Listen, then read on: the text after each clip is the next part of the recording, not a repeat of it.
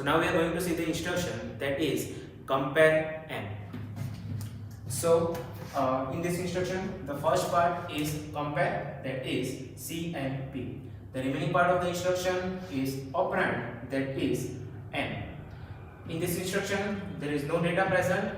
That means this instruction is of 1 byte. Now let's see the meaning of the instruction. Compare n. Compare n means compare the content of memory location with accumulator. Compare the content of memory location with accumulator. Now we know that whenever in the instruction m is specified, it means memory location. But which memory location? The memory location specified in HL pair. Let's see example. Suppose the example is compare n. Before the execution, the content of HL pair is 4000H. So what is the meaning of this instruction? Compare the content of memory location with accumulator. Which memory location? Specified in HL pair. So in HL pair, 4000H is specified. And what is the content of 4000H? So content of 4000H is 44H. So when this instruction is executed, the microprocessor will perform the comparison between accumulator and 44H. Now, to perform the comparison, the microprocessor will simply perform the arithmetic subtraction. So how this instruction is different from the subtract instruction?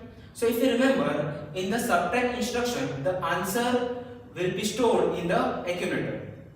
But in this instruction, in the comparison instruction, answer is never stored in the accumulator.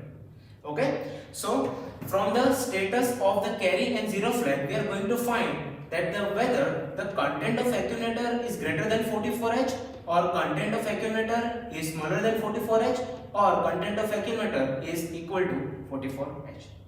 Suppose we are performing the compare n instruction. So after performing the compare n, if the content of carry flag is 0 and content of zero flag is 0, it means the accumulator is greater than 44H. Okay? Now, suppose after performing the compare n instruction, if the carry flag is 1 and zero flag is 0. So when carry flag is 1 and zero flag is 0, it means the content of accumulator is smaller than 44H. And if the content of carry flag is 0 and zero flag is 1, after performing the same instruction, it means the accumulator is equal to 44H. Now let's see the machine cycle.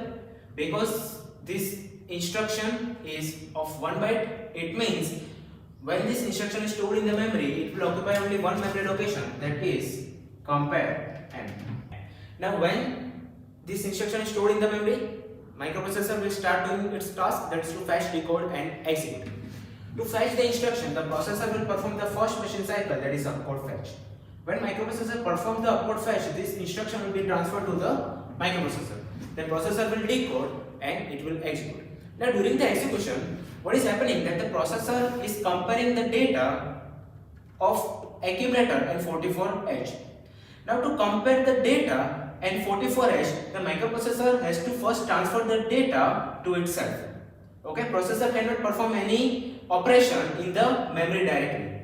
So to compare this content of memory location with accumulator, the processor has to first transfer the data, and to transfer the data, it will use the machine cycle, that is memory read. When the data is transferred, the processor will compare, and from the status of the flags, we are going to know that whether the accumulator is greater or smaller or equal to the content of, with respect to content of memory location.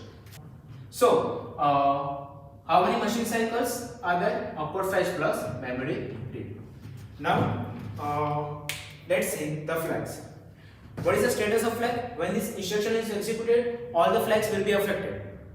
But from the status of 0 and carry flag, we are going to find that whether the content of accumulator is greater, smaller or equal to the content of memory location. And this is it.